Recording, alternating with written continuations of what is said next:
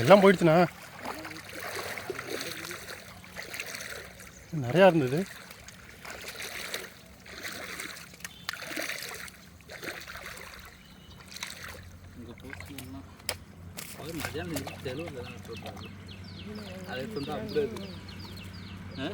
அதை எடுத்து தான் முடியாது. ஓ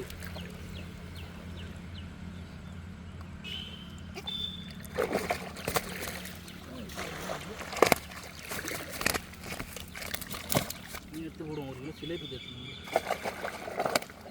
சிலேபி ரேட்டு அது அதிகமாக தான் விற்கும். இருக்கலாம். கெண்டை அதிகமாக இருந்தால் சிலேபி ரேட் அதிகமாக